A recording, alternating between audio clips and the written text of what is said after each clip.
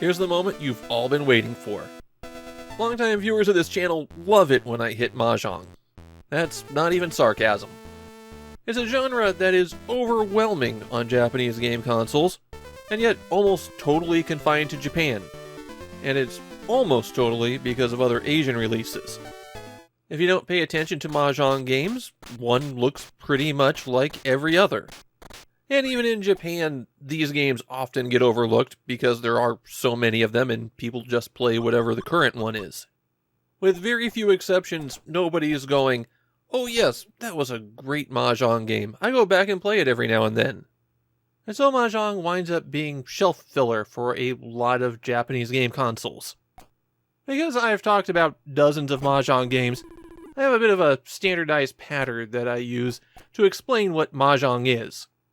I do that because I try to set up these videos so that someone could jump into any individual one, and since I expect that most of my viewers are going to be in the US or Europe, I can't just assume familiarity with Mahjong. But having a standard spiel to explain the game is something that my regular viewers have picked up on and anticipate. Well, sorry, not this time.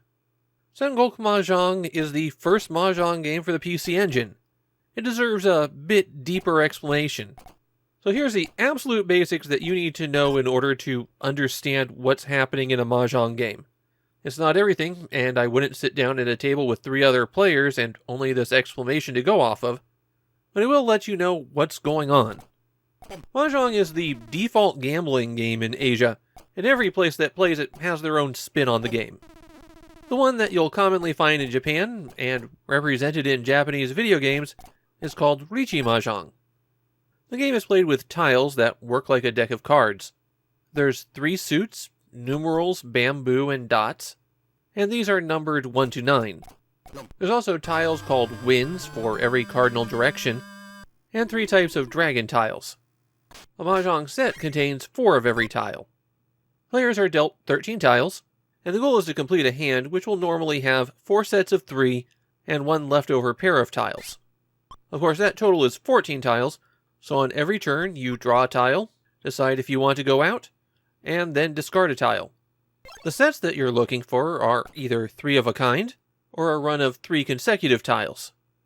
In Riichi Mahjong, your hand has to fulfill some kind of condition before you're allowed to go out. There's around 50 of these, and they're not mutually exclusive. You can fulfill multiple of them in a single hand, and that gets you more points when the scores are tallied. As a beginner, you're not going to be able to keep track of these, and the rules for some of them are rather esoteric. But a few handy ones to watch for are sets of 3 dragons, a set of 3 wind tiles corresponding to either the round's direction or your seat, having only sets of 3, having only the same suit, avoiding all the 1s, 9s, winds, and dragons, or only having 1s, 9s, winds, and dragons, or, most importantly, Riichi. That's a special condition where once your hand is 1 tile away from completion, you can declare to the rest of the table that you're ready to go out. And from that point on, you are only allowed to draw a tile and then discard that same tile until your hand is complete or the game is over. You don't just have to draw your tiles from the initial pile on your turn. You can draw the previously discarded tile. If you take an opponent's tile before you've declared Riichi, then you have to reveal the set that you're making. You call Chi for a run of 3, and Pon for making 3 of a kind. Revealing some of your tiles like this is called opening your hand, and many of the conditions that you have to fulfill in order to go out, including Riichi, require that you not have any revealed tiles. So if you want to take someone's discarded tile, you need to think very carefully about whether it's worth it. Of course, once you've taken it, then you're free to just snatch all the tiles you like. You can only open your hand once. The other major source of score is the Dora. That's the tile flipped up in the middle. For every tile that you have in your hand that's the next tile in the sequence, you get additional score at the end of the game. So if the 6 of dots is there, then the tile that gets you extra points is the 7 of dots. When someone goes out, they get score based on how many conditions they fulfilled, and if they completed their hand by drawing from the unseen tiles, then the same amount of points are taken from the rest of the players collectively. divide whatever they gained by 3, and that's how much everyone else loses. But if they complete their hand by taking a tile that someone discarded, then the person who discarded loses the same amount of points. And there you go. There's obviously a lot more to it than what I just went over, but now you should have a rough idea of what's going on when I'm playing. Before I get to Sengoku Mahjong, there's one more thing to talk about, and that's what Sengoku is. That's the term for the period roughly in the 16th century, when there was a collapse of centralized authority in Japan, and civil war engulfed the entire country as dozens of warlords vied for control. Naturally, such a dramatic period of national history has gotten the period a lot of attention in Japanese pop culture, including video games. Sengoku Mahjong isn't Hudson's first Mahjong game.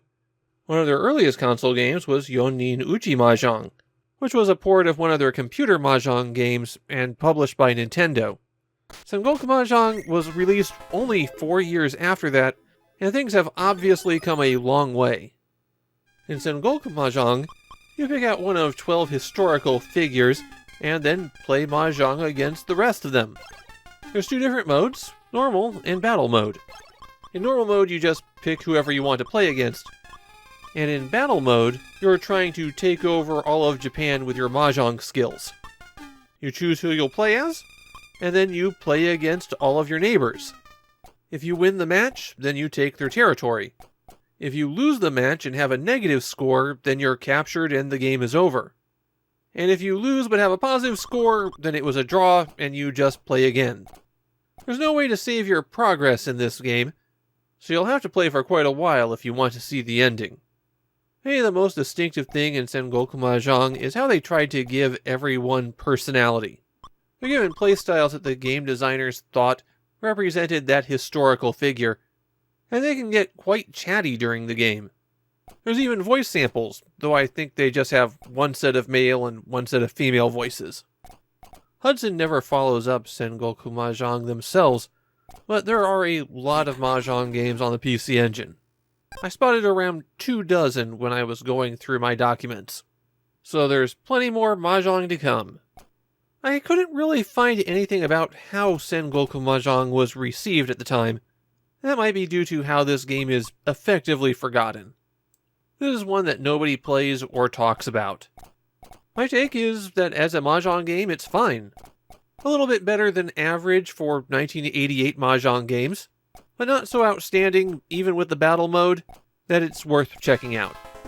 What it comes down to is the PC Engine needed a Mahjong game, and so here's the Mahjong game. There's really nothing more to it than that.